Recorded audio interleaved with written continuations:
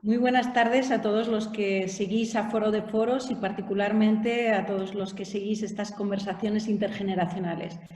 Quiero agradecer, en primer lugar, precisamente a Foro de Foros que haya pensado en mí para poder moderar este debate, esta charla, este encuentro que vamos a tener con los otros políticos para hablar de política, y esos otros son Eduardo Madina, Toni Roldán, Borja Samper y también Ramón Espinar. A todos ellos, a todos vosotros, muy buenas tardes. ¿Qué tal?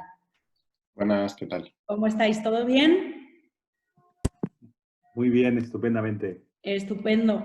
Bueno, pues, hemos pensado organizar esta conversación en torno a unos bloques temáticos que nos permitan abordar aproximadamente los primeros 60 minutos de charla, y dejaremos también unos minutos para todos los que nos siguen, que seguro que querrán plantear sus propias preguntas, y para ello tienen a disposición el chat.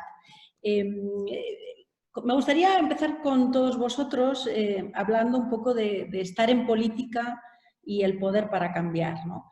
Y hacerlo particularmente a través de vuestras reflexiones personales. Todos vosotros habéis tenido experiencias en la vida pública, todos habéis acumulado experiencias en el Parlamento, ya sean autonómicos, ya sea en el Congreso de los Diputados, habéis tenido también actividad orgánica, habéis tenido responsabilidades en vuestros partidos, el Partido Socialista, Ciudadanos, Unidas Podemos y el Partido Popular, y desde esa doble experiencia orgánica de partido y también de vida parlamentaria me gustaría que contarais vuestras impresiones sobre lo que significa estar en política, lo que significa ese poder para cambiar y también lo que significa a veces la política y el poder para cambiaros a vosotros, ¿no?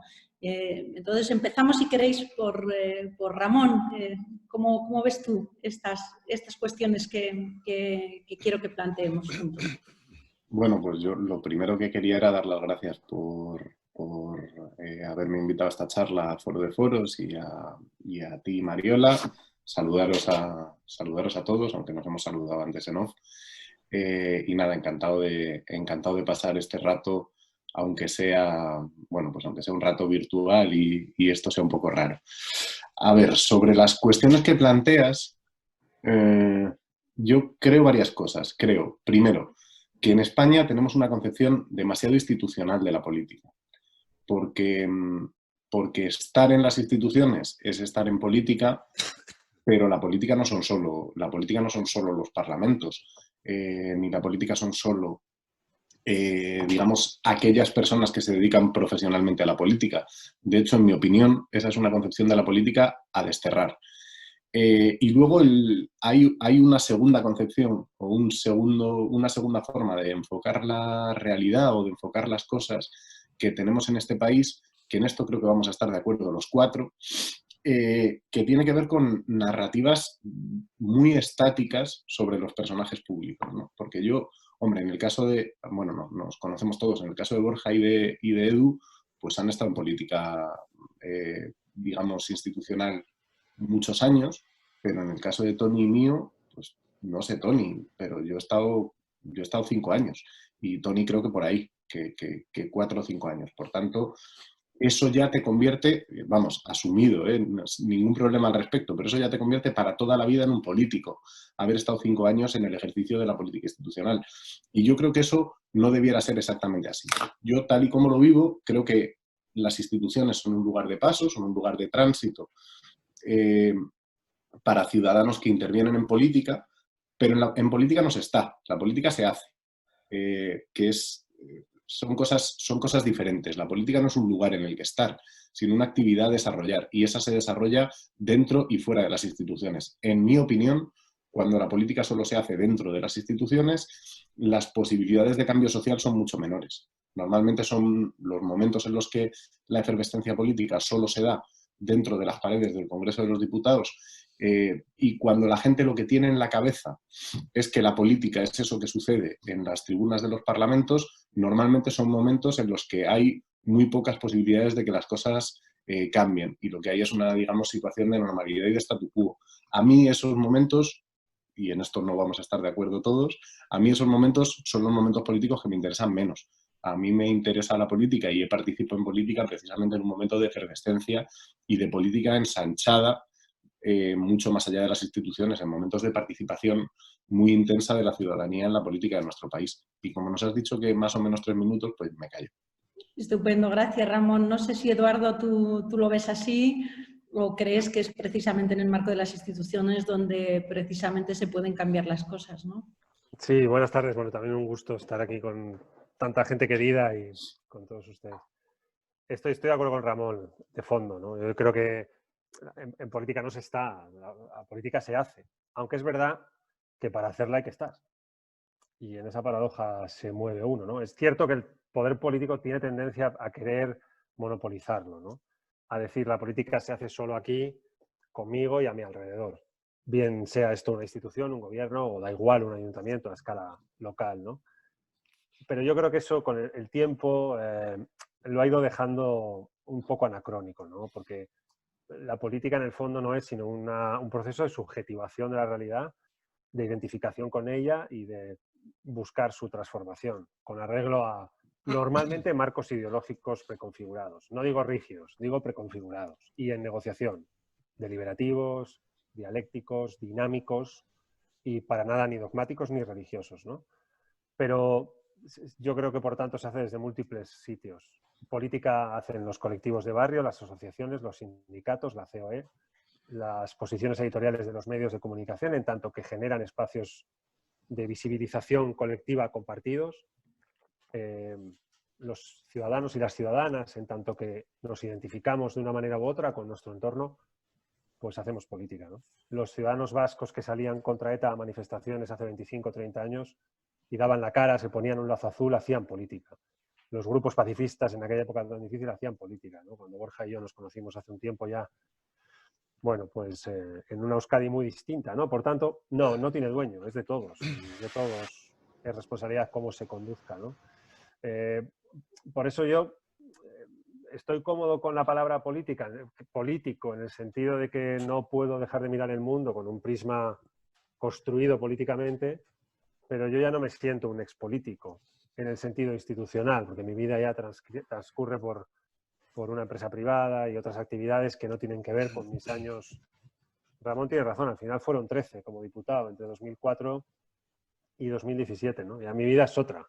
Ahora los políticos que tenemos profesionalizados, digamos, institucionalizados, son otros. Algunos lo están haciendo súper bien y otros, pues no puedo decir lo mismo, ¿no? Pero como siempre me ha pasado. Así que sí, de fondo la política es de todos y de todas las ciudadanas y ciudadanos de un país. Cuando lo sienten como tal, normalmente los sistemas democráticos mejoran. Curioso, Eduardo, ¿no? Porque a los otros políticos como si fueran los otros, ¿no? Claro, como la película, joder, me recuerda que los otros al final estaban muertos, ¿eh? Sí, por eso. Bueno, eran unos niños que no podían ver la luz. Mejor. ¿Qué nos cuentas tú? A partir de lo que han comentado Ramón, Eduardo, o tu propia aportación, ¿no? Al margen de lo que se ha hasta ahora. Bueno, muchas gracias por invitarme, Margarita, Mariola. Es un placer estar aquí otra vez en Foro de Foros. Una iniciativa fantástica y que seguir trabajando por hacer lo que hacéis, que es muy importante. Hombre, yo lo primero que quería decir es que lo que no puede ser es que consigas lo más difícil, que es montar un partido político de cero, conseguir representación parlamentaria, conseguir suficiente representación parlamentaria como para poder cambiar las cosas de verdad, haciendo acuerdos, y de pronto decidas renegar de lo que es tu absoluta obligación, es decir, utilizar ese instrumento, esa arma que te dan los ciudadanos con los votos para cambiar las cosas, que es lo más bonito que puede hacer una persona. Digamos, por eso los 4 estábamos en política, para cambiar el mundo. Y cuando tienes la posibilidad de hacerlo, este es un oficio que va de eso, va de pactar, va de ceder y va de conseguir cosas a través de la representación política. Hay muchas maneras, es evidente, lo han dicho Ramón y lo ha dicho Eduardo, de hacer muchísima política en donde quieras, puedes ir a la calle, puedes quejarte, puedes hacer una think tank, puedes trabajar desde la sociedad civil. Todos somos seres políticos, pero política institucional es el instrumento esencial para cambiar las cosas, ¿no? Entonces, sacrificar esa posibilidad, pues es una pena, ¿no? Yo, de hecho, por eso me fui de la política. Después, yo quería hacer otro comentario respecto a mi vida como parlamentario, que probablemente algunos de vosotros compartís. O sea, una de las cosas más maravillosas de salir de la política es la libertad extraordinaria que tienes, ¿no? De salir de los corsés partidistas y decir lo que quieres, ¿no? Pero es verdad que la tendencia que hay dentro de las instituciones y dentro de los partidos es más a señalar y a visibilizar las diferencias, normalmente en asuntos exclusivamente políticos que no cambian la vida de nadie. O sea, la actividad parlamentaria, el 90% de la actividad que hacemos es en proposiciones, ¿no?, de ley, que lo que sirven es para señalizar lo que te diferencia del que está enfrente o una iniciativa que apoyas, ¿no? Y evitar ser absorbido por esa dinámica y superar esa dinámica y tratar de, digamos, hacerlo valiente, que es intentar buscar lo que tienes en común con el de enfrente, es muy difícil en el ámbito político. Nosotros al principio, y con esto cierro, en Ciudadanos hicimos acuerdos a los dos lados. Primero hicimos acuerdo con el PSOE, que después no se dio, y después hicimos acuerdo con el PP. Y yo creo que, sin entrar en gobiernos, pero de eso va la cosa, ¿no? De utilizar el instrumento político para conseguir cambios. Y hay que evitar caer en esa dinámica de polarización y de visibilización de la diferencia dentro de las instituciones. Desde fuera es mucho más fácil entenderse. Gracias, Toni. Esta mirada quizá más de reconocimiento a la importancia de los partidos políticos, vale la pena recordar que son unas organizaciones que están citadas en la Constitución y que se les otorga un poder constitucional muy potente, no solo por el momento en el que la Constitución se hace, sino también por vehículo vehículo que canaliza esas opciones de cambio a través del marco institucional, ¿no? Borja, ¿cómo lo ves tú? Bueno, comparto mucho de lo que se está diciendo. Bueno, antes de nada, buenas tardes a todo el mundo y a los que nos están oyendo, gracias por estar aquí. Seguro que no tenían nada mejor que hacer. Y es un gusto compartir con otros 3 jubiletas de la política este rato, ¿no? Porque al final, bueno, no sé si somos los otros que no sabían que estaban muertos, aunque pensaban que estaban vivos, pero que sí estamos jubilados y estamos muy relajados y se nota en el tono en el que habéis dado alguna pullita a cada uno, pero muy elegante. Esto en otra época pues hubiera sido más directas. Yo creo que hemos ganado en esa distancia de la que hablaba Toni, nos permite también valorar la realidad sin la urgencia del día a día, ¿no? Y sin esa presión también a la que el ejercicio de la política, y ahora hablando completamente en serio, estábamos sometidos y está sometido el que se dedica a la política, ¿no? Al final, lo que decías, Mariola, es así. Al final nuestra Constitución, estando de acuerdo con lo que se ha dicho de que todo es política y hay muchos factores transformadores de la realidad y por lo tanto eso evidencia que son políticos, al final nuestra Constitución, igual que hacen las constituciones de los países desarrollados, los de nuestro entorno y más allá, en España otorgan el monopolio de la representación política a organizaciones que se articulan en partidos políticos y canalizan la participación, canalizan las diversas tendencias ideológicas y someten las mismas a la consideración de los ciudadanos en las urnas. Esto lo sabemos todos y, por lo tanto, es también el lugar, las instituciones, a través de las cuales se influye en algo que es fundamental, y es el BOE. Lo que aparece en el BOE es lo que transforma o no la realidad. Lo que aparece en el BOE, ya sean leyes o sea cualquier otro tipo de disposición legal, es lo que influye a efectos directos en la vida en la que vivimos, ¿no? Lo que yo creo, y lo digo con pesar, es que atravesamos un momento en el que la política institucional no tiene ese poder transformador que se le debería exigir o para el que se le espera. Y esto es un fracaso de las instituciones, pero de quienes conforman esas instituciones. Que si hablábamos de que la Constitución otorga el monopolio de representación política a los partidos políticos, por lo tanto también, a mi juicio, es cierto fracaso de los partidos políticos y, por lo tanto, también de quienes los conforman como poder transformador de la realidad. Y esto se evidencia en la quiebra de una dialéctica sana entre diferentes tendencias ideológicas o posiciones políticas. Se evidencia, yo por ejemplo me asomo al debate político y no me siento interpelado por el contenido del debate.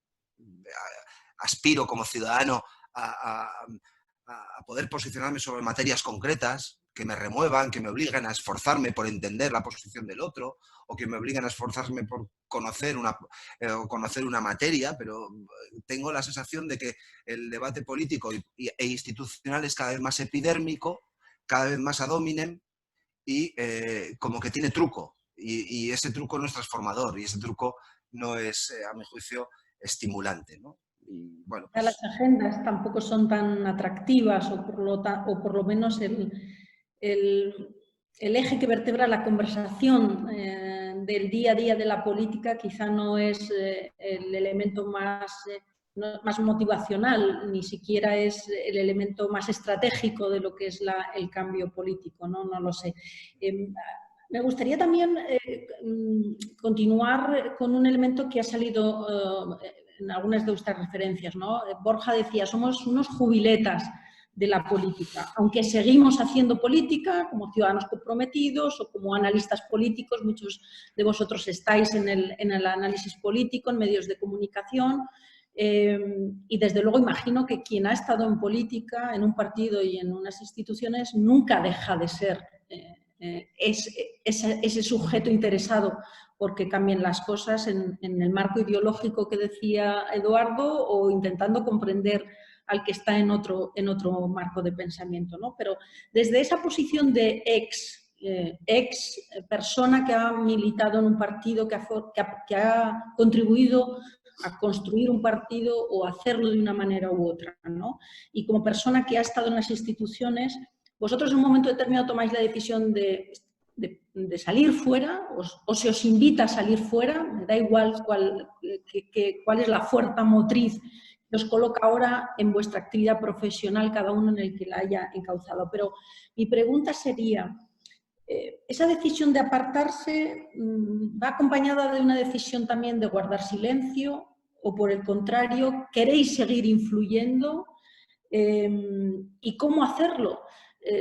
¿Qué otras maneras se nos ocurre, más allá de vuestra propia experiencia particular, para ensanchar el margen de conversación política, para ensanchar los cauces de transformar la sociedad dentro o fuera de las instituciones, dentro o fuera de los partidos? ¿Existe esa posición? ¿Vosotros cómo os sentís más poderosos, si me permitís la expresión? ¿En vuestra posición de ex se os escucha más precisamente porque sois los otros y por tanto tenéis más capacidad de influir en el debate político, incluso más que cuando estabais dentro de una estructura y dentro de la institución? ¿O no es posible hacerlo? ¿No es posible influir de una manera significativa y transformadora al margen de las estructuras de partido y de las estructuras institucionales? Si os parece, empezamos ahora con Eduardo. No, yo creo que en mi caso muchísimo menos, ¿no? Por múltiples razones. La primera, por una cuestión de responsabilidad de otro tiempo, y la segunda, seguramente por un principio de voluntariedad actual. Cualquier opinión, una vez que te vas, yo no me quiero poner aquí, meter en ningún charco, pero creo que si quisiéramos haber seguido, hubiéramos podido seguir, los cuatro. El problema es que cada uno, en sus circunstancias, tomó la decisión de empezar otra vida, fuera de la actividad institucional remunerada de una institución o de una organización política, ¿no? Dicho esto, al menos en mi caso, pues yo reconozco las dificultades de la opinión, porque no puedo desproveerla de todo mi tiempo vital vinculado al Partido Socialista, siendo diputado, secretario general del grupo, miembro de la dirección federal y candidato a la Secretaría General del PSOE en unas primarias previas para la presidencia del gobierno, ¿no? O sea, todo eso ocupa mi memoria y produce mi mirada, y tengo que tener cuidado con todo ello porque yo tampoco quiero meterme en un lío, ni meter a nadie en un lío, ni parecer... O sea, la opinión va siempre va con corchetes, no va liberada plenamente, ¿no? ¿Para qué ha servido este tiempo? Pues mira, yo debo reconocer que me ha servido, y honestamente lo digo, para aumentar mi capacidad de comprender organizaciones políticas que no eran la mía. Puedo comprender mucho mejor a Podemos hoy que en otro tiempo. Puedo comprender las razones de un partido como Ciudadanos en su nacimiento, en su recorrido inicial, incluso en su posición política actual, con mucha más facilidad que en mi tiempo de actividad institucional, y puedo comprender, a pesar de que me cuesta mucho compartir con la dirección actual del PP prácticamente nada, incluso al propio Partido Popular, ¿no? Y además puedo comprender también la política por capas. La política nacional es una cosa que tiene un carril y en España va por un carril diferente al de la política autonómica y la municipal, con alguna excepción. Sé que hay alguna excepción de la política autonómica que rompe esto que estoy diciendo, pero la mayoría de los ayuntamientos y de las comunidades autónomas funcionan de una manera y la política nacional ha venido en estos últimos 4 o 5 años funcionando de otra, ¿no? Esa mirada para mí es mucho más fácil hoy. Lo digo de verdad y no sé si esto es bueno o malo, tiro piedras contra mí mismo, no tengo ni idea, pero es honesto, ¿no? La rigidez de la actividad institucional, frenética en el día a día, de responsabilidades elevadas como las que todos tuvimos en un momento u otro en nuestra vida aquí. Bueno, pues no lo sé en otros casos, ¿no? Pero a mí a veces me hizo, no sé, militar demasiado en mis propias ideas, en mi propia tribu política, ideológica, y pensar que todo lo que había enfrente era maldad y todo lo que había dentro era bondad. Hoy veo todo eso mucho más matizado, así que en el fondo, oye, para mi análisis personal y para mis opiniones pues con Ángels Barceló, que a veces coincide ahí contigo, pues a lo mejor hasta tiene más valor que en otro tiempo, ¿no? Bueno, esto que dices, Eduardo, es muy importante y muy interesante también, ¿no? A veces vinculamos la política con la lucha de poder y la lucha de poder siempre exige menos espacio, siempre permite menos espacio para la comprensión del otro y de lo que está ocurriendo, ¿no? Toni, ¿qué quieres contarnos tú? Muy interesante, me cuenta. Siempre hablar después de Eduardo Madina siempre es complicado, porque dice cosas interesantes. No, mira, hay un politólogo norteamericano que se llama Hirschman, que dice que tú cuando estás en un partido político tienes 3 opciones. Es exit, voice or loyalty. Es salir, a quejarte, pero quedarte dentro, exit, voice or loyalty, o ser absolutamente leal y entonces quedarte dentro. Por voz, conflicto y salida al castellano, Toni. Correcto, gracias, Ramón. Y entonces, yo en un momento dado, claro, en una estructura pues con unos corsés determinados, con una estrategia política definida, tu obligación cuando estás dentro es la de, es hasta que sea posible para ti, dentro de comprender que es imprescindible tener flexibilidad para adaptarte a un partido político y tragarte sapos inevitablemente si quieres cambiar las cosas. Es imprescindible, digo, entender, o sea, sacrificar tu libertad y quedarte dentro si quieres seguir utilizando ese instrumento, esa plataforma para cambiar las cosas, ¿no? En un momento dado, para mí se hizo imposible y decidí salir. Yo creo que el equilibrio de quejarte desde dentro es un equilibrio difícil de sostener en el tiempo. Cuando estás permanentemente en contra y no compartes la línea estratégica de tu partido, oye, está muy bien, yo creo que debería ser sano que los políticos entremos en las organizaciones, salgamos y que haya una libertad y que precisamente, no, yo creo precisamente que las propias instituciones de los partidos mejorarían más si hubiera esta sangre fresca que entrara y saliera, ¿no? Respecto a las dificultades después de salir, o sea, en mi caso fue una salida en la que fue una salida muy honesta, en la que yo pues, oye, peleé durante un tiempo por una opción estratégica y no tuve éxito en convencer al líder de mi partido para que esa opción estratégica triunfara. Y por tanto, después, con moderación y con respeto para la gente que se ha quedado dentro, he tratado de decir, oye, hay una alternativa, hay un camino distinto para Ciudadanos. En mi caso, la manera en que yo entendía Ciudadanos, digamos, el contrato que firmé originalmente era un contrato de un partido genuinamente liberal en la manera de hacer política también, que entendía el pluralismo político, que respeta a los rivales políticos, que está en el centro político precisamente porque es capaz de pactar a los dos lados, que tenía una ambición clara de reducir la influencia del nacionalismo, de impulsar reformas. Cuando eso ves que no es posible, pues oye, yo he tratado de ser respetuoso desde fuera y salirme y decir, oye, esta opción todavía es posible y sigo pensando que un espacio así es imprescindible en España. Por tanto, sí que es difícil, comparto con Eduardo lo que dice, no eres completamente libre cuando estás fuera, tienes que respetar a tus amigos y a tus colegas que estaban dentro. En mi caso, probablemente el compromiso, se veía más Ciudadanos como una plataforma para conseguir el cambio político, ¿no? Como un instrumento. No tengo ese attachment tan grande de tantos años. Nosotros construimos una cosa que servía para cambiar las cosas. En el momento que dejó de servir, yo me sentí menos ligado a ese proyecto, ¿no? Gracias, Toni. Es importante también esto, ¿no? Saber que cuando uno forma parte de un partido, milita en un partido, renuncia a parte de su libertad para ganar coherencia y fuerza en la acción, en la acción política y en la acción de poder, que es la que persigue un partido, ¿no? Un partido persigue ganar las elecciones para transformar la sociedad en clave que el propio partido define como una clave exitosa o positiva para la sociedad. Claro, a veces los partidos también tienen distintas almas, ¿no? Y no siempre es fácil de expresar esa diversidad dentro de un partido tan grande y tan amplio y con esa vocación de gobierno como es el que ha sido el Partido Popular, y puede ser que esa sea la experiencia de incomodidad en ocasiones que puede compartirnos Borja, ¿no? No sé, Borja, ¿cómo ves tú esto?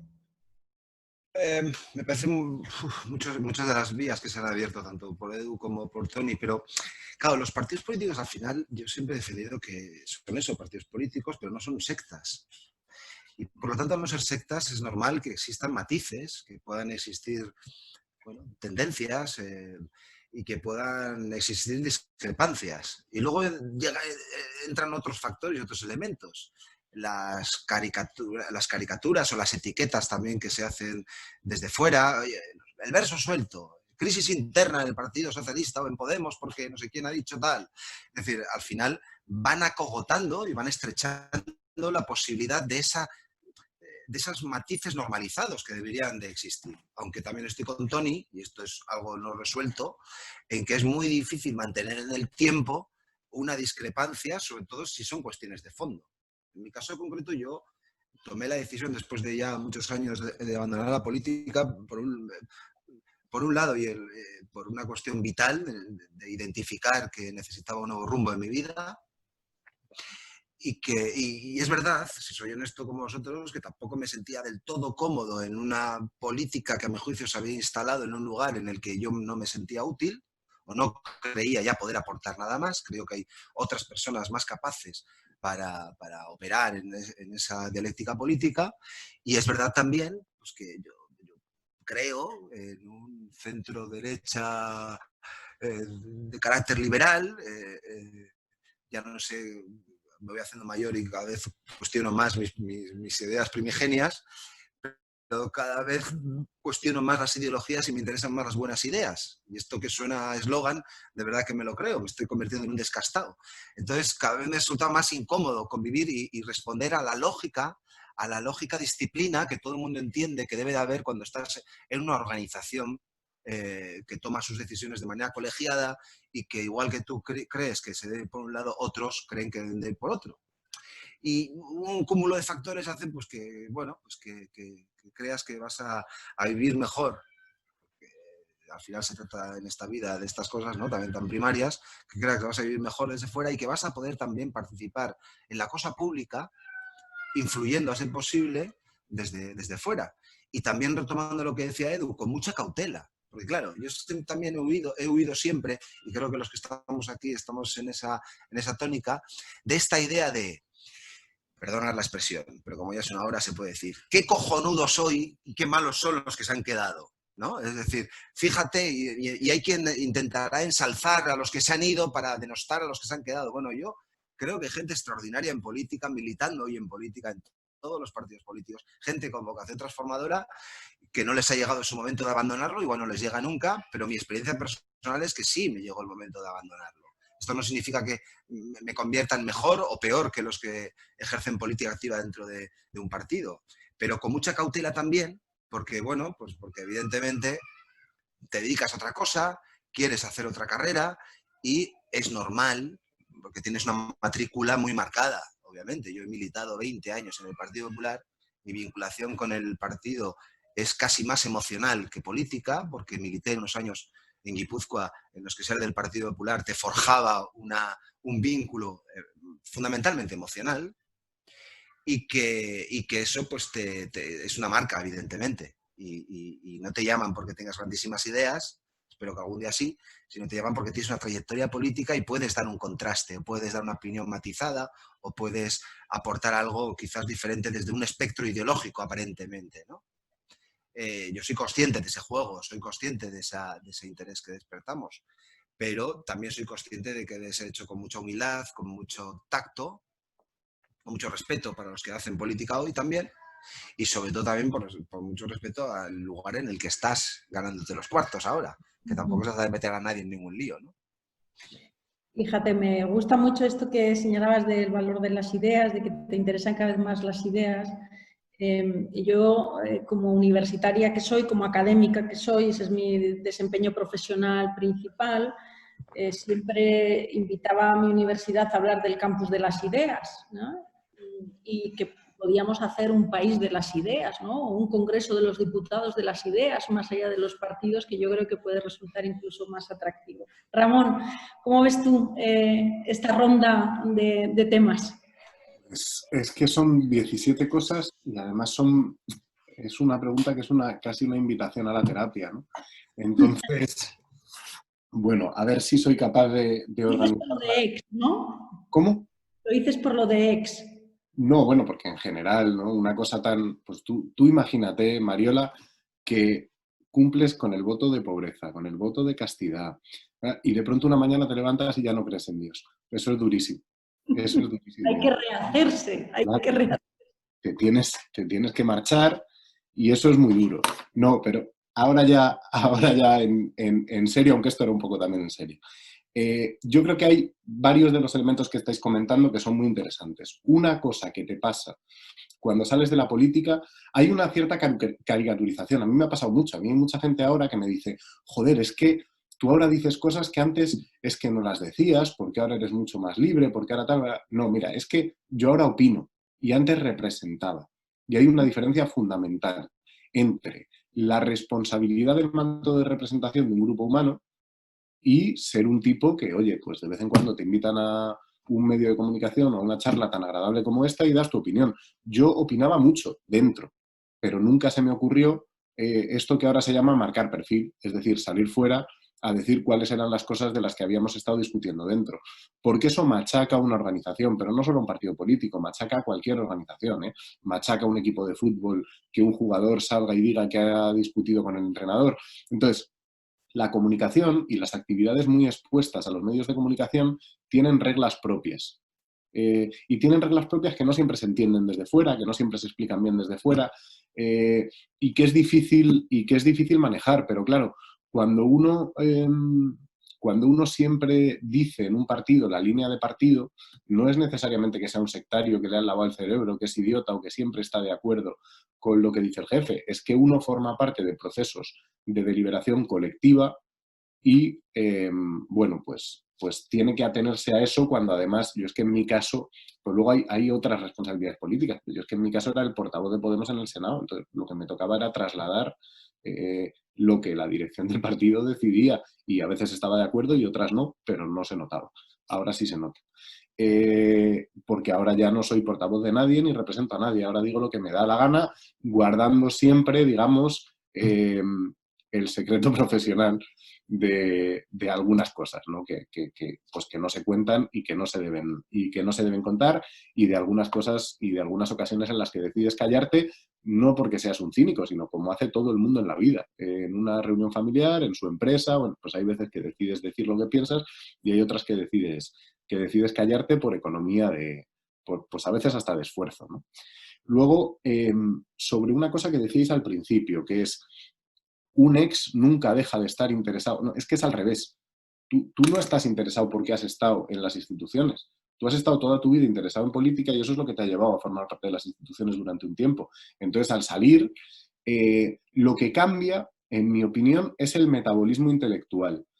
Es decir, el metabolismo intelectual de una persona que está en la representación política y da declaraciones todos los días o casi todos los días y da mítines todas las semanas. Y es un metabolismo intelectual completamente bulímico. tú recibes información y la tienes que devolver en forma de titular, en forma de arenga, en forma de decisión de un órgano de partido o en forma de intervención parlamentaria en un margen muy pequeño. Y eso da poco margen a la reflexión. Ahora, pues recibes la información, filtras más, no necesitas recibirla toda, no necesitas enterarte de absolutamente todo, y la que recibes, cuando te interesa, tienes la posibilidad de metabolizarla de una forma mucho más lenta, profundizar en ella, y por tanto sí es probable que alguna de las cosas que dices ahora sea más interesante de la que decías cuando sencillamente tenías un grado de exposición pública casi diaria, pero eso también es normal y es inevitable que un portavoz político a veces tenga respuesta, cuando se ve a un portavoz político que ha dicho la misma frase que el portavoz anterior sobre el mismo tema y dices, joder, son idiotas. No, no son idiotas.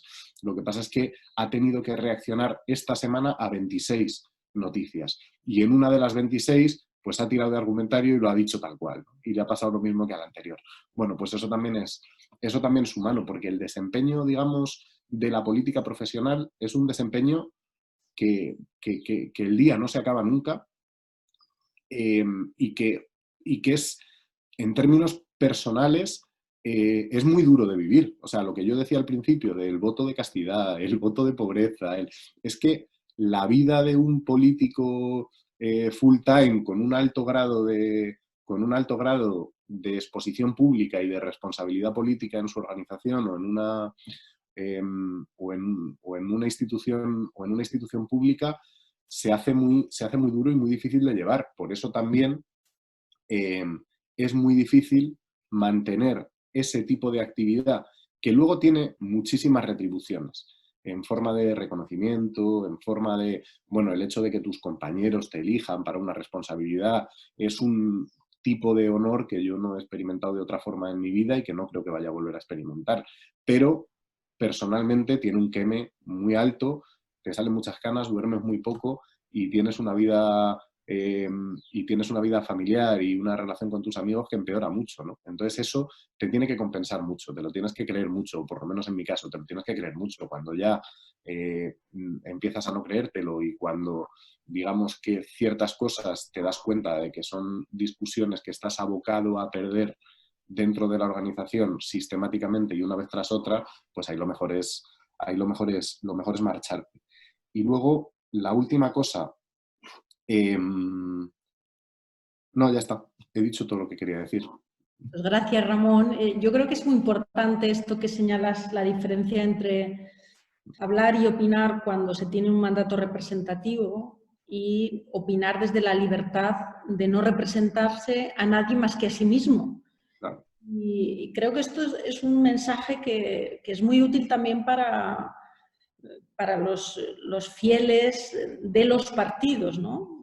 Creo que los políticos que están en la vida activa tendrían más margen de actuación si los votantes de los partidos, de todos, de cada uno de los partidos, entendieran también las limitaciones que implica el ser representante, tener un mandato representativo y no ser alguien que solo se representa a sí mismo. Pero me gustaría ahora que volviéramos un poco la mirada al mundo, a cómo la pandemia está acelerando, transformando nuestras sociedades, está identificando nuevos problemas, está enfatizando problemas que teníamos, está sacando a la luz otros. Y sin embargo, yo no sé si este esfuerzo de transformación que está haciendo la pandemia en todas las estructuras sociales, industriales, económicas, familiares, está teniendo el mismo impacto en la manera de hacer política, ¿no? Y ya en el chat tenemos varias preguntas que van un poco en esta línea, ¿no? Realmente existe un riesgo de que los ciudadanos se alejen de lo que es la política, dejen de confiar en la política como el único instrumento que les protege, en definitiva, entendiendo por protección que es el mecanismo para transformar la sociedad, que es el mecanismo para garantizar derechos, que es el mecanismo para definir estructuras de protección social.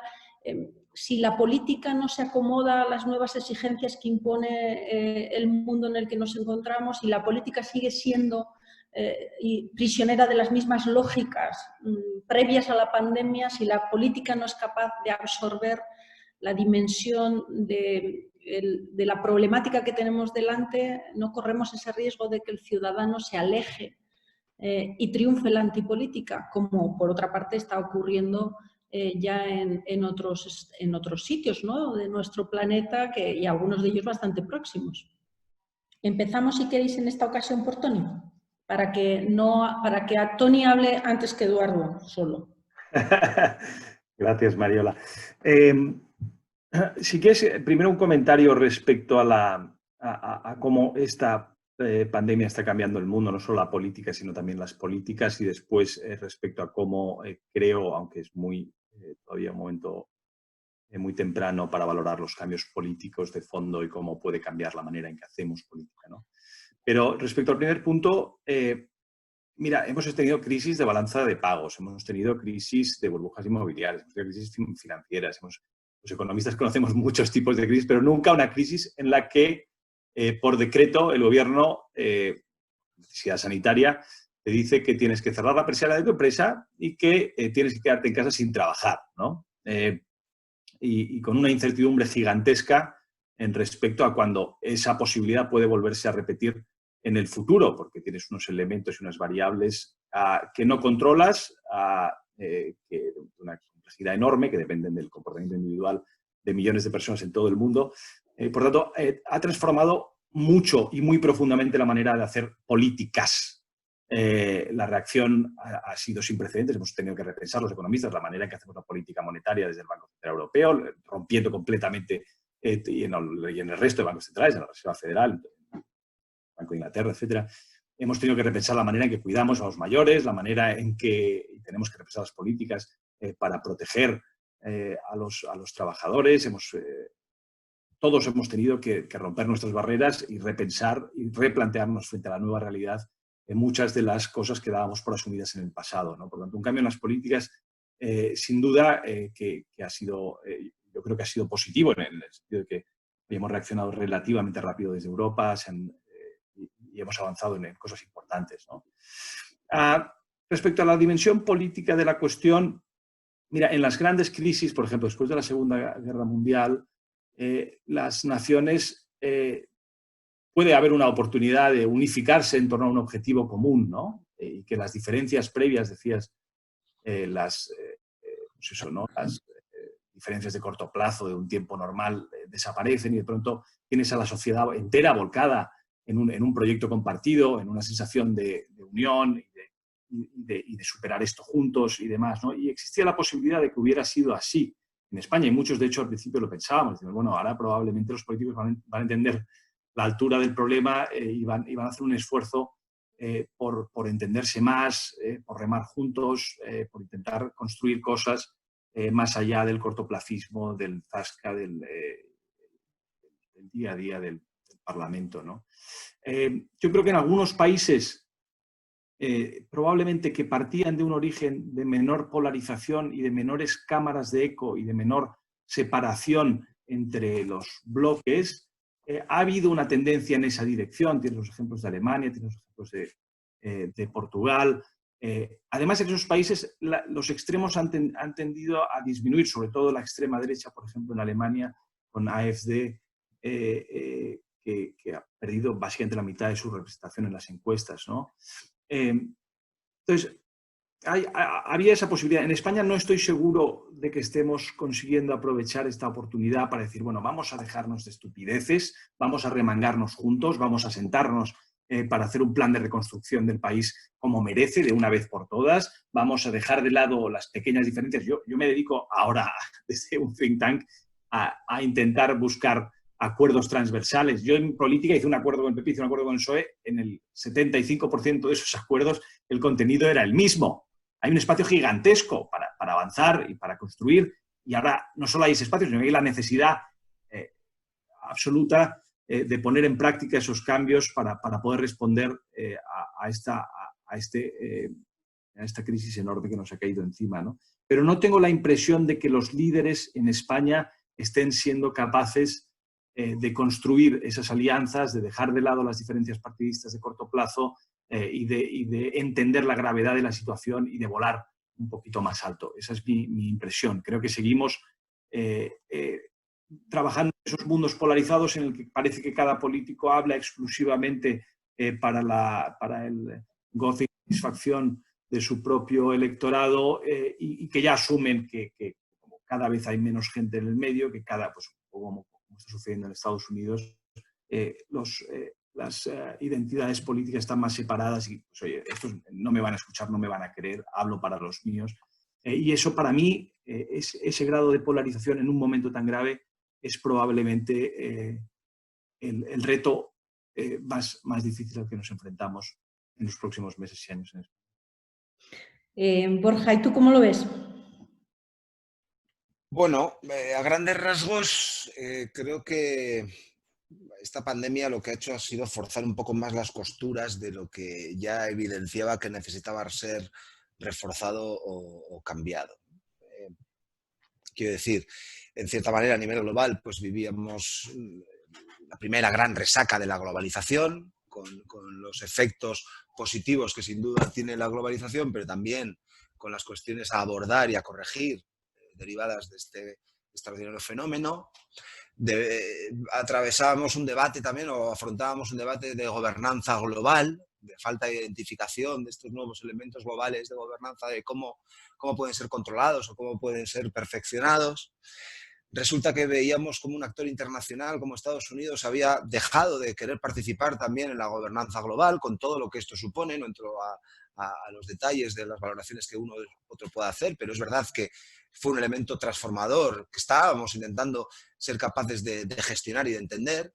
El auge también de otras potencias y su consolidación, como es China, la reclamación permanente a Europa. Este era entonces el debate, creo recordar, en buena medida también, de que fuera algo más que una unión económica, sino que también profundizara en una convergencia política. Bueno, pues, y bajando ya más a tierra, pues vivíamos, pues claro, parece que esto ha sido hace un siglo, pero ha sido antes de ayer, vivíamos también en una política nacional muy polarizada, de incapacidad de interlocución y de acuerdo. Ya no digo que no llegáramos a acuerdos, es que yo creo que se había renunciado, no existía voluntad siquiera de llegar a acuerdos entre diferentes, sea lo que esto sea. Y a mi juicio también una posición de obra nacional que era un fenómeno que venía de arriba abajo.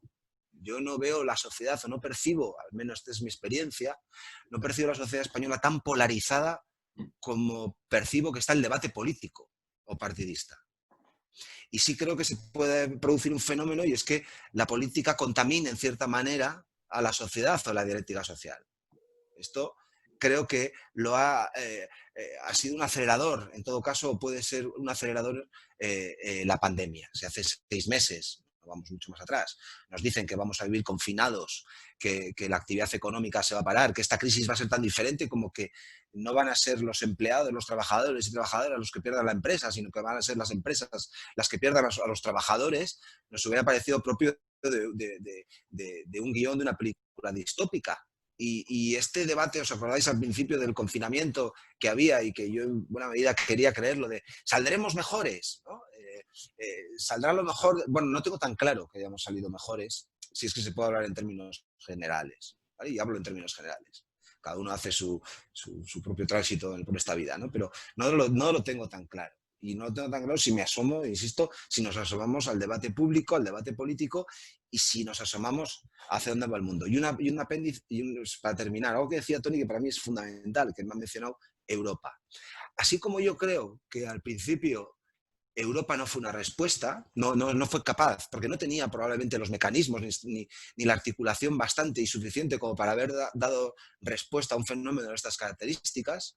Bueno, no lo teníamos ni en España, que el Ministerio de Sanidad ni tenía las herramientas, era esquelético para dar una respuesta en España, pues en Europa 3/4 de lo mismo. Sí creo, y esta es mi gran esperanza, que Europa ha entendido, o al menos los grandes motores económicos y políticos europeos, han entendido que Europa debe ser una respuesta a futuro. Probablemente porque había una necesidad ya identificada de esta nueva gobernanza global o nuevos ejes globales. Algo tiene que pintar Europa en este bocadillo que hace geográficamente hablando, Estados Unidos, China y en menor medida Rusia, pero y qué papel quiere jugar Europa, y en la respuesta económica también, que esperemos que en el próximo mes, entiendo, Toni, que se debe producir y concretar, ¿no? en cuanto a la inyección de recursos económicos. Y yo sí creo que Europa hoy empieza a ser más una esperanza que un problema. Al menos lo quiero creer. Bueno, confiemos en que tarden en llegar a ese acuerdo menos de un mes. El Consejo Europeo está convocado para el 17 y 18 y ojalá pueda llegarse a un acuerdo. Y efectivamente, sí, Europa está más presente. Después de una primera intervención más tibia, creo que ha dado pruebas de tener capacidad para responder. Y también hay que decir que es que se la jugaba en esto, ¿no? Son ya muchos años de éxito, pero también algunos años de atonía política en Europa y los ciudadanos necesitan respuestas clave y bueno, la inteligencia en esta ocasión emocional de Europa ha sido valorar en su justa medida la dimensión del problema y ponerse manos a la obra. Cuando tenía competencias y habilidades, poner los instrumentos inmediatamente y si no, estar en disposición de diseñarlos, ¿no? Ramón, ¿qué nos cuentas tú sobre este punto? Bueno, que habéis abierto varios debates muy interesantes. Hay que tener mucho cuidado para no pontificar sobre cómo nos ha cambiado y va a cambiar la sociedad la pandemia, porque creo que nadie tiene honestamente ni idea, a pesar de los libros que ya hay publicados de algunos intelectuales que todos seguimos y a los que todos leemos con fruición, pero creo que hay que ser muy prudentes. Yo creo que aquí voy a estar un poco en desacuerdo con la línea general. Así como el motor o digamos la materia prima de la economía es la escasez, si no hubiera escasez de recursos no habría falta la economía, la materia prima de la política es el conflicto. Por tanto, el acuerdo, en términos de gran acuerdo democrático, no es necesariamente, no es el final necesario del camino. Echo de menos en buena parte de las reflexiones, y creo que esto genera en el fondo cierto alejamiento de la gente de la política, echo de menos que el debate no sea si nos ponemos o no de acuerdo, sino en qué. Porque si no hablamos de sobre qué cosas nos podemos poner de acuerdo o estar en desacuerdo y generar grandes acuerdos de país o grandes desacuerdos de país, al final tenemos debates que son un poco vacíos. Y en todo esto de la pandemia, yo he tenido la sensación de que muchas veces, esto se utiliza mucho en la retórica política y en la retórica parlamentaria, yo creo que lo hemos utilizado todos, ¿no? El acuerdo como, normalmente desde el gobierno además, que es quien tiene la posición de articularlo, ¿no? Y el desacuerdo como la deslealtad hacia el gobierno y tal. Bueno, pero la realidad es que estamos en un momento en el que los organismos internacionales nos están diciendo que el Producto Interior Bruto en España va a caer más de un 12%. Algunos dicen que mucho más, otros dicen... Pero los que dicen que menos dicen que un 12%. Eso es una situación económica que no tiene precedentes en la historia reciente de nuestro país. Por tanto, no hay elementos recientes de comparación. Pero es que además, por lo que decía Toni al principio, porque la crisis de 2008 fue una crisis generada por el, bueno, podemos discutir sobre quién tuvo la culpa y quién la generó, pero fue una crisis generada por el sistema financiero y digamos que tenía trazabilidad en sus causas, causantes y cuáles eran los mecanismos económicos y financieros que habían generado aquel problema. Pero esta crisis es la crisis que más se le parece a una calamidad que hemos vivido en nuestras vidas y por tanto es difícil resolver una crisis cuyas causas difícilmente puedes analizar en términos económicos y en términos políticos. Todo eso es muy difícil y nos encontramos con una caída del 12% del PIB, por lo menos, nos encontramos con una inyección de liquidez que va a rondar los 170.000 millones de euros y con que nos vamos a ir a un 130% del producto, de la deuda, de deuda del Producto Interior Bruto, a un 130% del Producto me estoy liando, un 130% del Producto Interior Bruto de deuda. Con esos datos, la discusión no es si va a haber un gran acuerdo de país, que yo además creo que no lo va a haber. Creo que es gratuito decir que debería haberlo. Creo que no lo va a haber. Creo que la política española no está ahora para que haya un gran acuerdo entre en fin, entre los partidos que componen el Parlamento, porque creo que hay tensiones centrífugas, además, que lo hacen imposible para la derecha. Creo que tampoco en el gobierno los intereses de Pedro Sánchez y de Unidas Podemos son los mismos a este respecto y al final Pedro Sánchez no se puede permitir romper el gobierno. En fin, no va a haber un gran acuerdo de país. Pero lo relevante y la discusión que hay que tener es qué vamos a hacer con la inyección de liquidez de la Unión Europea y cómo vamos a gastarnos el dinero, digamos, con el que nos vamos a endeudar, que es una decisión fundamental en cualquier economía. Es decir, no hay ninguna familia que tenga una discusión de vamos a endeudarnos y a hipotecarnos, estamos de acuerdo. No, vamos a endeudarnos y a hipotecarnos, ¿para qué? ¿Cuál es la inversión que vamos a hacer?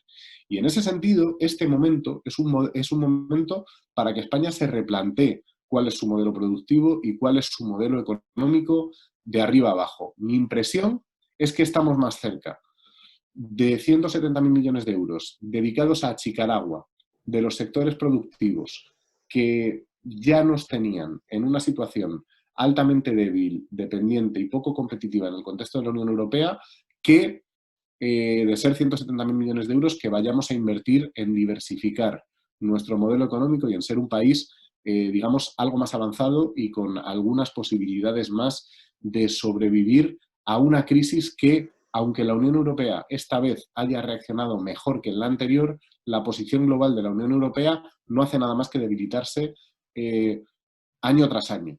Y no lo digo con ningún tipo de satisfacción. No me genera ningún tipo de satisfacción que en el concierto geopolítico global la Unión Europea cada vez pese menos y cada vez sea un actor con menos poder, porque me parece que hay otros actores que dan muchísimo miedo, pero me parece que es la realidad, que la realidad es que la Unión Europea representa una región que es Europa, que es una región menguante en su influencia política y en su influencia económica en el orden geopolítico global. Y todo eso, mirado desde España, es la discusión que hay que tener.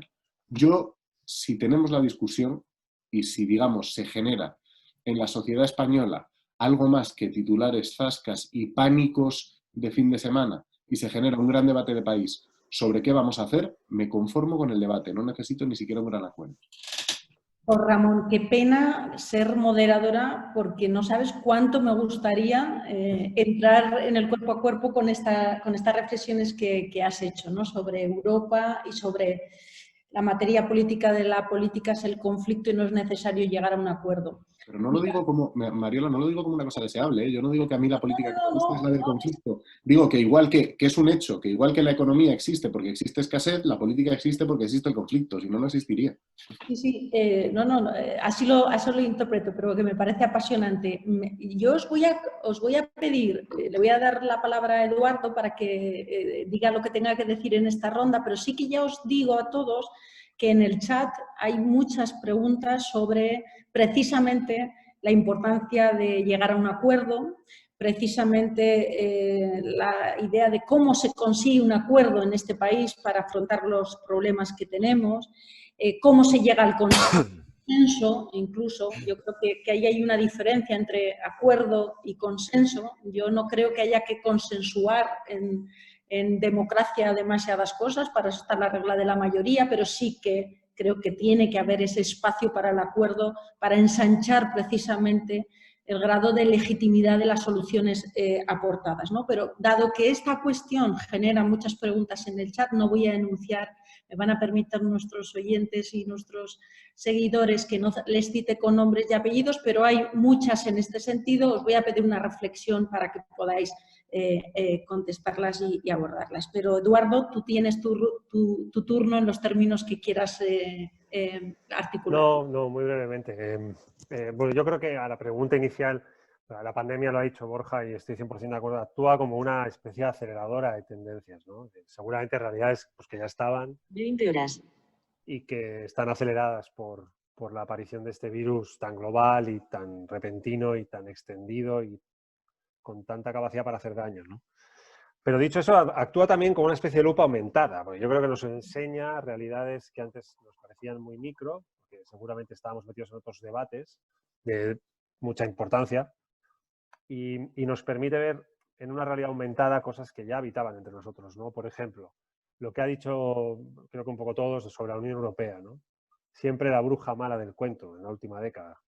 Siempre la culpable en todas las narrativas políticas de prácticamente todo, sin caer en la cuenta de que no es Bruselas en los países, es los países en Bruselas. Porque desgraciadamente el método comunitario ocupa mucho menos espacio del que a mí, que soy un federalista europeo convencido, me gustaría, y el método intergubernamental mucho más del que también me gustaría. Por tanto, no es lo que Bruselas hace en los estados, es lo que los estados hacen cuando van a Bruselas. Básicamente 28 hasta hace unos meses, 27 ahora líderes, pues que toman decisiones, y en este caso las han tomado, en mi opinión, muy mal en la primera fase y, en mi opinión, sorprendente e históricamente bien en la segunda, tanto que han dado un salto de gigante que vete tú a saber si no es las bases de un futuro pilar fiscal del proceso de integración europeo y el inicio de un modelo nuevo de endeudamiento y transferencia a los Estados miembros con problemas, etcétera, ¿no? Pero también nos enseña una lupa aumentada ante la que poníamos poco los ojos. Por ejemplo, la extraordinaria relación del Sistema Nacional de Salud y la economía. Algo que la izquierda, de la que yo vengo, pues no le ha concedido especial importancia, porque siempre hemos dicho que el modelo de bienestar social era el elemento configurador de un modelo de sociedad. Sí, pero también de un modelo de productividad y de un modelo de desarrollo económico, porque una sociedad más sana es más justa, pero es también más productiva. Y esto que se nos olvidó en todos los discursos de los últimos 25 años, desde que Ernest Lluch hizo la primera ley, etcétera, pues yo creo que tiene una extraordinaria relación. Lo hemos visto mucho en esta lupa aumentada, ¿no? El segundo elemento, el pequeño tamaño de las fronteras, tan enormes, tan sobredimensionadas en tantos discursos de los últimos 10 años, ¿no? Sobre todo en estos ciclos de repliegue identitario, de bueno, una cierta dialéctica entre sociedades abiertas, sociedades cerradas, repliegues nacionales, identidades, transferencias de soberanía. Todo eso es un vocablo, un juego de palabras que ha configurado la conversación en el último tiempo. Y sin embargo, los virus de esto no entienden nada.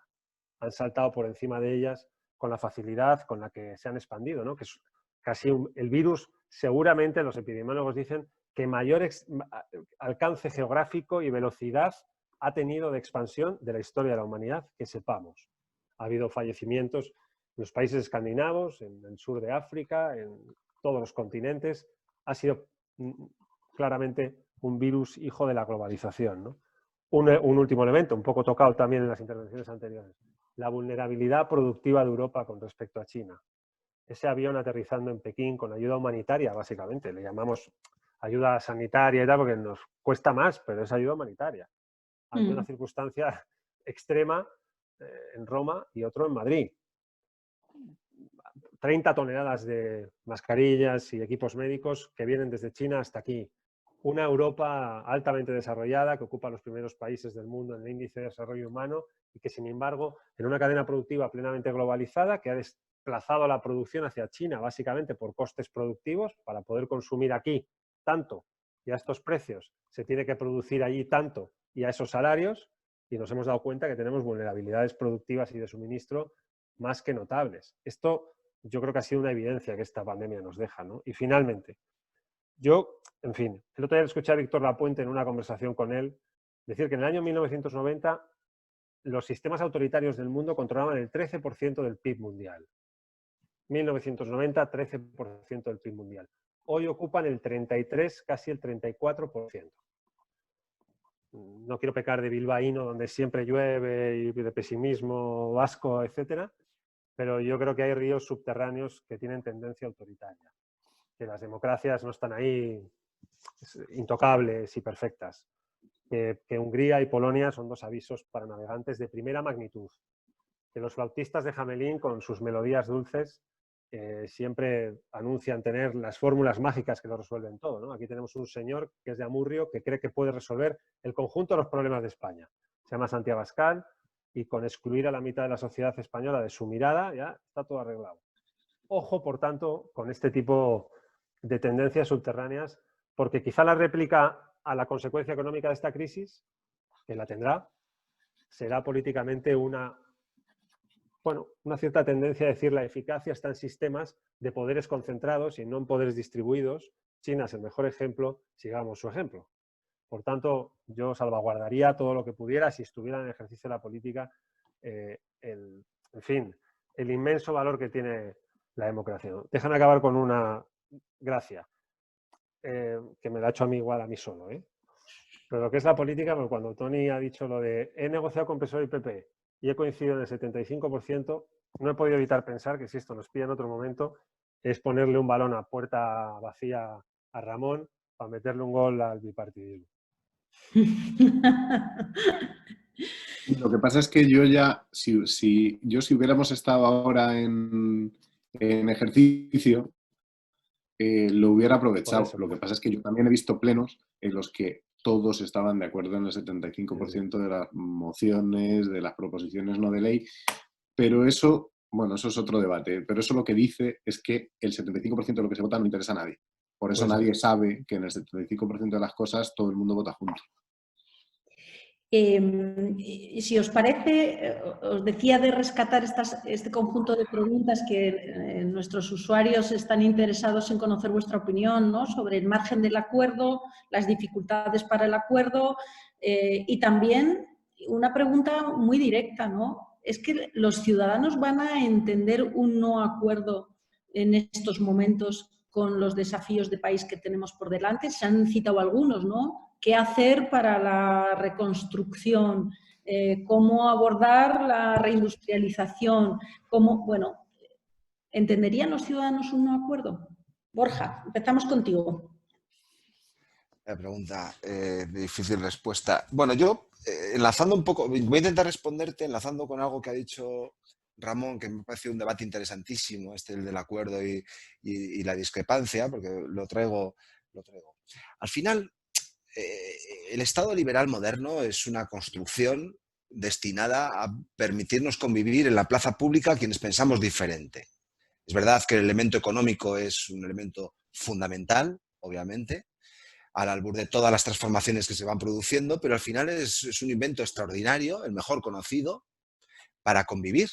Y de hecho, si echamos un poco la vista atrás, a lo largo de la historia moderna no ha habido modelos de más éxito, y me refiero a éxito en términos generales, de todo punto de vista, que hayan permitido la convivencia entre personas diferentes en el mismo espacio público.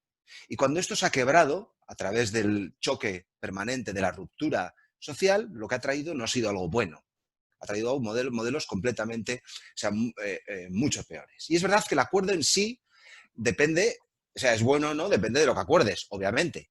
Si acordamos matar a las personas morenas o rubias, pues evidentemente el acuerdo es nefasto. Claro, los grandes acuerdos que han existido en los últimos 40 años en España, entre formaciones completamente diferentes, casi en las antípodas, son las que han permitido grandes saltos y grandes modernizaciones que han beneficiado al conjunto del país. El primero, independientemente de las opiniones que unos y otros puedan tener o de los matices que podamos poner, el gran acuerdo constitucional fue un acuerdo transformador de nuestro país. Pero si seguimos, es verdad que algunos dicen, bueno, los pactos de la Moncloa fueron más una foto que otra cosa. Bueno, pero fueron un elemento catalizador también en un momento determinado y con una dimensión económica brutal. Edu, ¿nos podemos acordar del gran pacto de la Juranea? Un gran pacto también entre diferentes que supuso un balón de oxígeno extraordinario y fue uno de los clavos más importantes en el ataúd final de ETA. En esto que ha sido esta lucha continua contra ETA que tiene determinados hitos. Es decir, yo creo que a través del acuerdo es como se progresa y como se moderniza y a través también de importantes reformas que exigen generosidad, obviamente, y que exigen esto de lo que tampoco se habla, que es de la talla de Estado. Es verdad que ya casi parece, Ramón, un cajón desastre. Casi parece una apelación a la nada porque dices, miras el escenario político y la dialéctica y dices, ¿cómo pides tú un pacto? ¿Estás chalao? Bueno, pues yo a diferencia, como está chalao, no hay los mimbres para construir ese cesto. Pero precisamente por eso es que creo que hay que insistir. Porque también soy de los que cree que aunque no lo parezca, porque no son los que más gritan, esa parte de la sociedad, esa parte de la población española que está mucho más cómoda en la búsqueda del entendimiento que del choque continuo es mayoritaria. Sigo creyendo eso. Y estoy pensando en gente que vota incluso a partidos que están en posiciones ideológicas muy contrarias. Porque si alguien se cree que todos los que militan en un partido partido político y todos los que militan en otro buscan permanente y necesariamente la confrontación con el adversario, creo que se equivoca. A lo mejor los militantes sí, pero vamos a circunscribirnos en los votantes. Yo creo que hay una parte de la sociedad española que es neta, que es mayoritaria, que aplaude, igual que aplaudiría que un político reconociera un error, igual que un político que reconocería y agradecería un poco de humildad, de la expresión de la humildad en el ejercicio de la política, también creo, y a lo mejor soy un cuñado y os parezco esto un wishful thinking absoluto, soy de los que cree también que hay una mayoría de la sociedad que estaría encantada porque le resultaría edificante ver que se hace un ejercicio de generosidad para, a través del acuerdo, mejorar la vida y la calidad de vida, por lo tanto, también de las personas y de sí mismo. Yo sí lo creo. Ramón, es tu turno ahora, y por introducirte también otra variable, dado que tú también has generado esta línea de reflexión, no sé, ¿cómo incorporarías la idea de evitar que los acuerdos tengan ese componente de traición, ¿no? Que es lo que en ocasiones se interpreta en el ámbito de la política? Acordar con el que piensa distinto es traicionar tu propia esencia, tus propios principios, y a veces esa interpretación, no sé si mayoritaria o no, es la que dificulta también los acuerdos, ¿no? Probablemente la que dificulta desde dentro de las estructuras de partido los propios acuerdos. A ver, sobre esto primero que me planteas, Mariola, que es muy interesante, tiene una respuesta muy larga, porque en realidad el problema no es si los electores o la ciudadanía aplauden el acuerdo o aplauden el desacuerdo en abstracto, sino en coyunturas políticas determinadas. Y te diría que las piezas del ajedrez político español ahora mismo están colocadas de tal forma que a PP y PSOE el gran acuerdo les penaliza mucho. Creo que a PP y PSOE el gran acuerdo les penaliza tanto que es prácticamente inviable. Bueno, Tony hace que no con la cabeza. Esta es mi opinión, pero además es mi opinión de analista, ni siquiera expreso un deseo. Mi opinión es que bueno, ya está, me quedo ahí, porque si la desarrollo os pego una chapa que no os quiero pegar porque no os la merecéis, porque soy buena gente. Tú lo que quieres es que nos inviten de nuevo a otro foro de foros. Bueno, eso Hombre, con unas cañas, por lo menos. Eso además, bueno, las cañas, como no te la pongas tú en casa, Borja. Tony ya está tomando la Coca-Cola. No, y sobre, yo estoy a pelo, no me he puesto ni un café, y ahora me estoy arrepintiendo que no me he puesto ni agua, joder. Y sobre una cosa que planteaba Borja, a ver, Borja, cuando tú dices que el Estado liberal moderno es el mejor invento para convivir de la era contemporánea, pues claro, es que en eso estamos de acuerdo todos. La clave de eso está en... Te recomiendo una lectura si no lo has leído, que es, hay una historia de la teoría política, te recomiendo una lectura de un liberal, no de un peligroso bolivariano. Hay una historia de la teoría política de 6 tomos, compilada por Fernando Vallespín, no recuerdo de memoria la editorial, así que no la digo.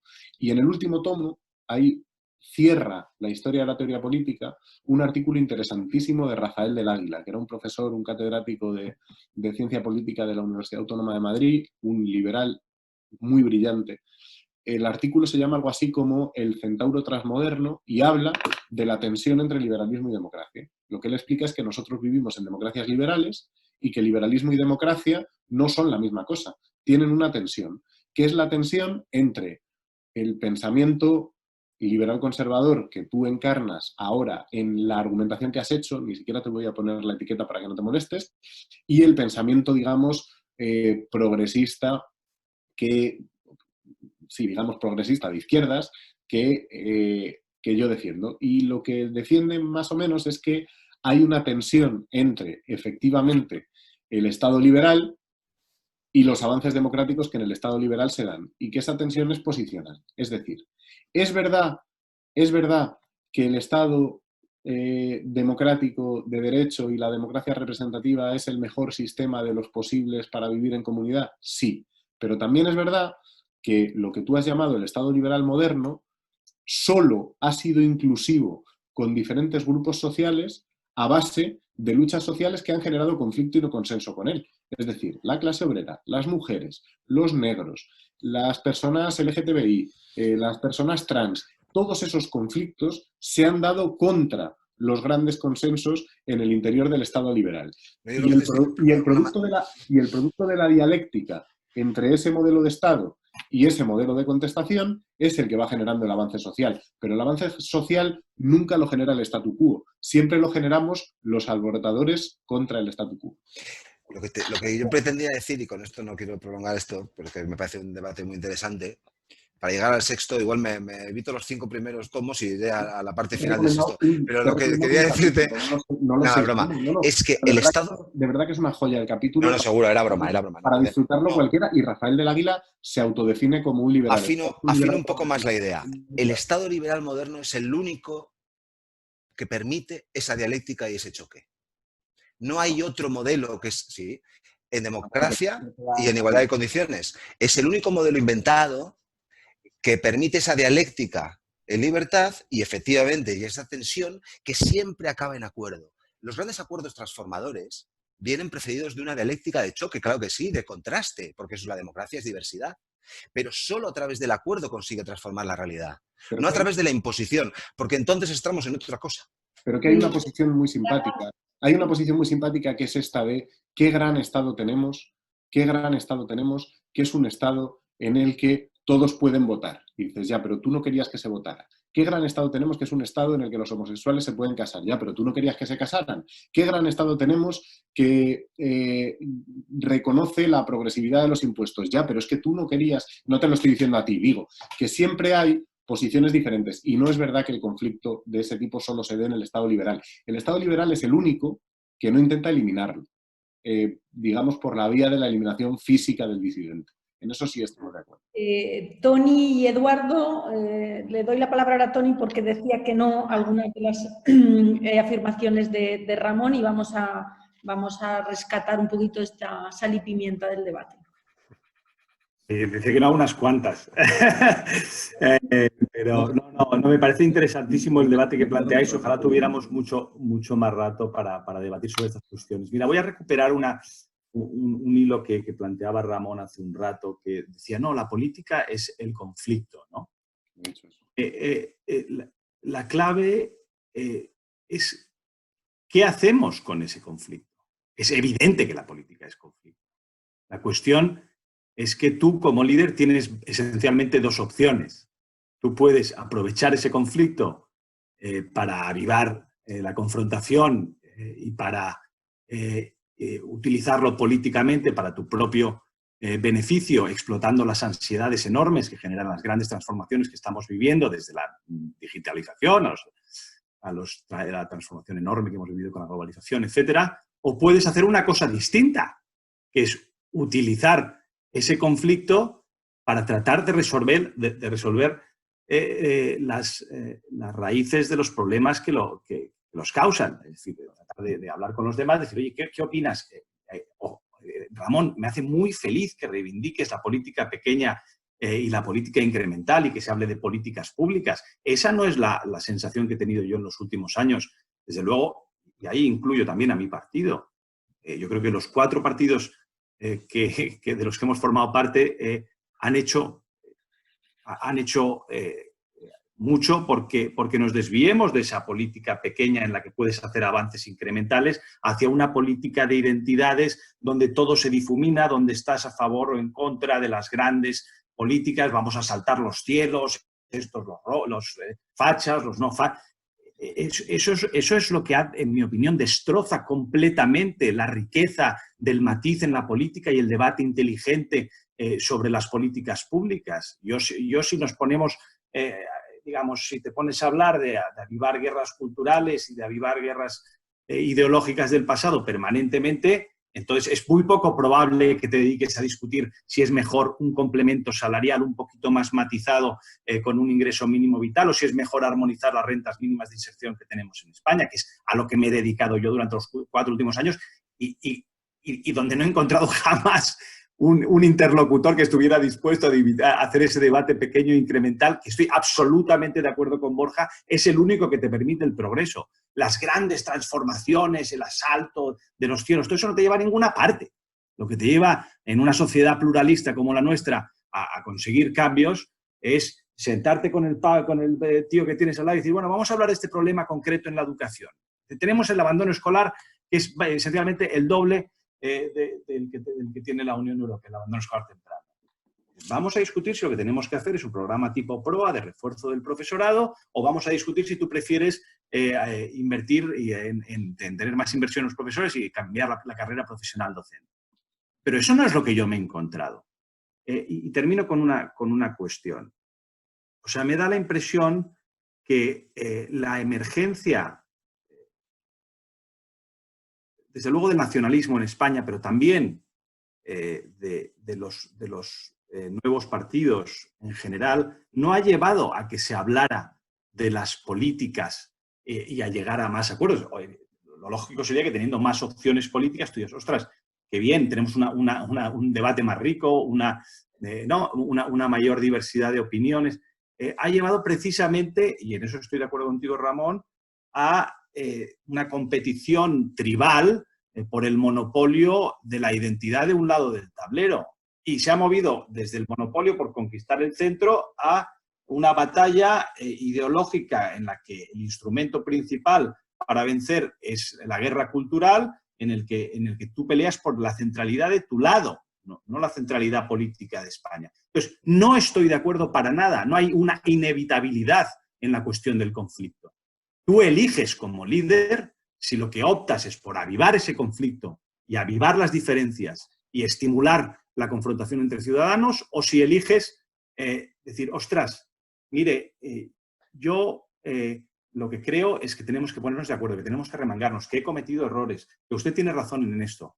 Hay experiencias brutalmente distintas. Yo que tengo la impresión, lo decía al principio, que los líderes que hemos tenido y desde luego la aportación de los nuevos partidos, y yo creo que una gran parte de eso se explica por la emergencia, digamos, el cataclisma del nacionalismo catalán y la erupción que hubo en posicionar en torno a la dimensión y al eje identitario el debate político español, que eso diluye y difumina completamente el interés del contraste político y demás. Voy a terminar con una recomendación de un libro, Ramón Espinar, que es el de Yashka Bunk, precisamente, que habla sobre la tensión. Es evidente, el último, el de People versus Democracy.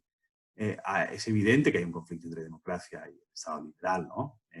Pero la cuestión, como decía, es lo que haces con ese conflicto, si lo explotas para avivar las diferencias o lo explotas para construir acuerdos y construir progreso. Mariela, déjame, porque de estos me parece súper interesante solo un matiz, ¿no? Pero yo tampoco creo que el conflicto tenga que tener exclusivamente una significación solo negativa. Puede haber una definición positiva del concepto de conflicto y, de hecho, democracia liberal, sistemas institucionales, democracias, sin adjetivación de ningún tipo, tampoco funcionan sin conflicto, en el sentido de pues, contraposición de pareceres a veces contradictorios, ¿no? Otra cosa es, lo ha dicho Tony, estoy de acuerdo, ¿qué hacemos con ese conflicto, ¿no? Y sobre todo, ¿qué le ha pasado a la política nacional? Porque la política, pues es verdad que tiene un tiempo competitivo y tiene después un competitivo electoral y después un tiempo cooperativo institucional. Y ese tiempo cooperativo institucional, mientras que la política autonómica y la política municipal lo mantienen, la política nacional parece haberlo perdido. Yo creo que hay tiempo para todo, en realidad. O sea, en la democracia española cabría conflicto y acuerdo. Por ejemplo, no puede ser solo llevar hasta las últimas consecuencias el conflicto, porque si no, en España no habría habido democracia. En realidad, el Pacto del 78, no quiero abrir ese melón, pero se escribe sobre cuatro renuncias. Cuatro renuncias a dogmas intocables de sus líderes. Carrillo a la República, el tipo que defendió la defensa republicana frente al ataque nacional de Madrid, secretario general del PC, renuncia a la República. Un partido nacido en el movimiento obrero de primera hora en España, como es el Partido Socialista, renuncia al marxismo. El secretario general del movimiento renuncia al movimiento. Y el ministro más icónico del franquismo renuncia al franquismo. Fraga, Suárez, Carrillo, Felipe. Y otros partidos. Por ejemplo, uno en mi pueblo, independentista renuncia al independentismo y acepta un modelo autonómico, el PNV. O sea, esas renuncias hacen posible una posibilidad democrática. Por tanto, ¿hay tiempo para el conflicto? Además, yo creo que es un acelerador positivo, pero también debería haber tiempo para el acuerdo. Y yo creo que en España hemos perdido esa capacidad de acuerdo. Hay momentos. Este es un momento para el acuerdo, porque un 13% de caída de PIB, un 120% de deuda, un 30% real de paro, el real, no el oficial, el real, y un déficit público cercano al 10%, en el más o menos, Tony me puede corregir, pero más o menos en el consenso de análisis de lo que puede pasar. Si ese más no sé cuántos miles de muertos no es un contexto propicio para pactar todos, ¿pactar qué? Sacar el país de aquí, con medidas, con la posición española ante la Unión Europea, con los ERTEs, con la financiación del Sistema Nacional de Salud, con los créditos del ICO, con la ayuda a la competitividad de la economía, a la digitalización, a la sostenibilidad y a la orientación de la financiación europea y seguramente a muchas cosas más. Pero todo eso carbura mejor si tiene a todo el mundo detrás. Hombre, tener este escenario y escuchar a alguien decir que tu padre es un terrorista del FRAP y a la otra, usted es una marquesa y usted... Ni siquiera sé si eso es conflicto, porque conflicto requiere de idea y a veces desaparece. No es lo mismo, oye, perdonar, pero no es lo mismo conflicto que bronca. Sin duda, sin duda. No es lo mismo. Por eso digo que puede tener una significación positiva. Cuando yo decía la materia prima de la economía es la escasez y la materia prima de la política es el conflicto, escasez no significa pobreza y conflicto no significa bronca. Bronca parlamentaria es otra cosa. Pero digamos que existe conflicto en la sociedad y que el corazón, además de lo que estamos discutiendo, es, aunque está muy denostada, es la ideología, es desde dónde miramos el mundo, es lo que en cursi académico llamaríamos el locus de enunciación de cada uno, es decir, dónde te sitúas a la hora de decir lo que dices sobre la política.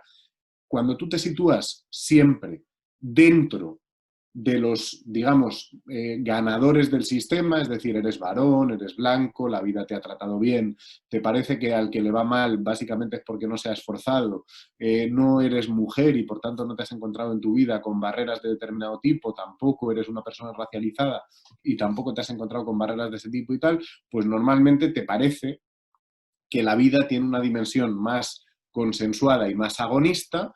Y cuando tienes otras características y otra forma de vivir y has vivido la vida, digamos, desde la cara B de la democracia y del conflicto, pues tienes una visión más antagonista de la película. No pasa nada, las dos componen las sociedades democráticas. Pero la clave es que no nos impongan el acuerdo por decreto. Vale, acuerdo, estupendo. Que en la opinión pública se instale que lo que tiene que haber es un gran acuerdo, estupendo. Pero, joder, vamos a discutir primero en qué nos vamos a gastar los 170.000 millones de euros que nos van a llevar a tener una deuda del 130% del PIB. Vamos a discutir de eso. Vamos a discutir de eso en concreto. Vamos a discutir de si hay que rescatar, por ejemplo, la industria del automóvil tal y como está, o hay que poner en pie otro tipo de industria del transporte. Vamos a tener una discusión de modelo de país, que es lo que no tenemos nunca, porque solo tenemos bronca y entonces en la bronca decimos que tiene que haber acuerdo, consenso y menos bronca. Y entonces nunca llegamos a discutir de lo concreto. Y lo concreto no es exactamente si subimos un 0,1 la inversión en educación, lo concreto es el modelo de país. Si es que tenemos un país con un modelo quebrado desde 2008, que tiene más que un modus vivendi, un vamos tirandi, y nunca terminamos de tener una discusión sobre hacia dónde vamos. Ramón, déjame que acabemos, porque nos queda apenas un par de minutos y en Foro de Foros se precian de ser muy puntuales y vamos a intentar acabar a tiempo, pero dejadme que os plantee una pregunta que ha estado en el chat. Hay otras más que han lanzado nuestros oyentes y algunas muy interesantes, ¿no? Sobre si los partidos tradicionalmente tenían a la gente de vanguardia y a las ideas de vanguardia y ahora pues quizás se han quedado como estructuras algo obsoletas, pero me gustaría acabar con una concretamente que yo creo que es muy personal y que enlaza con la conversación de hoy, ¿no? Y os pediría brevedad, en apenas 20 segundos, lo que utilizamos normalmente en la radio, ¿no? Para contestar. La pregunta es, ¿echáis de menos en un momento como este no estar en primera línea, no estar en la mesa de la decisión? Y mientras os ordenáis esas ideas, dejadme que también con el tema del acuerdo incorpore yo alguna cuestión, porque es un tema apasionante, ¿no? Yo creo que para acordar se necesita negociar, y la negociación es un arte, la negociación es una conversación. Hay un par de libros escritos por diplomáticos, un diplomático francés sobre esta cuestión y un diplomático también español, que han trabajado mucho sobre cómo se lleva adelante una negociación exitosa, ¿no? Cómo se articula esa conversación que tiene mucho de sofisticación. Y hablan de la importancia de descubrir el secreto del intercambio. Eso que está dispuesto a darte el otro porque no le cuesta mucho, pero para ti es importante, y eso que tú estás dispuesto a darle al otro porque para ti no es importante, pero para el otro es suficiente, ¿no? Entonces, esa búsqueda del secreto del intercambio yo creo que tiene mucho de mágico, ¿no? Y tiene mucho de, yo creo que de apetecible y de motivacional. Es lo que falta también, yo creo que en la política. Deberíamos darnos espacio para adivinar cuál es el secreto del intercambio del otro, ¿eh? Pero os doy ahora a vosotros la palabra. Comenzamos, si os parece, por Ramón y cierra Borja, y con esto de ¿echáis de menos estar en primera línea de fuego en esa mesa donde se toma la decisión? Ramón. Mira, este es un país siempre se dice, de entrenadores de fútbol. Yo es que echo de menos decidir las alineaciones del Real Madrid. O sea, a mí me gustaría mucho decidir sobre casi todo lo que pasa en la vida pública. Tengo ese carácter y soy así. Y creo que todos somos así. Y quien diga que no miente, claro, que nos gustaría decidir sobre qué rumbo está tomando el gobierno, nos gustaría decidir sobre, por supuesto. Ahora, ¿cambiarías personalmente la decisión que tomaste de salir? Yo no la cambiaría. Ahora, que cuando me levanto por la mañana y leo el periódico y veo que han tomado una decisión con la que no estoy de acuerdo, me encantaría tener como el mando de la Play, ¿no? Para tomar yo la decisión, como cuando juegas al FIFA con el fútbol, pues con la política. Sí, a mí me encantaría, claro, tomar yo la decisión y decidir dónde se invierte, pero no se echa de menos, porque tú cuando sales de la política recuperas además la capacidad de decidir con quién te tomas las cañas, y eso en la vida no tiene precio. Muy bien, gracias, Ramón. Eduardo. Estoy de acuerdo. Estoy demasiado de acuerdo con mi vida actual como para pensarme a mí mismo en mi vida anterior. Y a la pregunta no, pero debo decir, y no lo tuiteéis desde la cuenta, por favor, que sí echo de menos la política de antes y a los protagonistas de antes con los que yo me eduqué ante una circunstancia como esta. No lo puedo evitar. Toni. Yo no he hecho para nada de menos la política. Soy muy, o sea, evidentemente estoy de acuerdo con Ramón. O sea, me encantaría siempre y todos los días poder tomar decisiones sobre políticas públicas. Pero el coste que eso significa en términos de vida personal y de libertad, yo ya lo sufrí, y ahora que lo sufran otros. Gracias. ¿Y Borja? Comparto el refrit. Si hiciera un mix de todo lo que han dicho tanto Ramón como Eduardo como Toni, me sentiría completamente reflejado. En la política, pero hay otra cosa, en la política actual, que estamos relacionados con lo que ha dicho Edu también, no. Porque no creo que sea transformadora, porque creo que es de nicho, creo que es de resonancia magnética, y creo que me obligaría a estar en una posición que, además de todo esto que habéis dicho, me generaría una ansiedad personal también, y no me sentiría, me miraría en el espejo y no me vería reflejado, con lo cual no lo echo de menos. No lo echo de menos, aunque la política me apasiona. Pero es verdad que viene gente como Foro de Foros y te permite con metadona pues sobrevivir, ¿no? Y jugar a diseñar el futuro y la vida y tal, entonces y poder estar con vosotros y tal. Entonces, bueno, esto no está mal. Pues gracias a Foro de Foros por habernos permitido compartir esta conversación fantástica. A mí particularmente por haberos conocido y haber compartido estos minutos. Y me quedo con una reflexión de alguien que nos ha escuchado, que decía, ¿no? ¿Por qué no hay 200 más como vosotros? Porque ha sido un gusto, insisto, compartir esta tarde con vosotros, los otros en política. Un abrazo a todos. Gracias. Muchas gracias.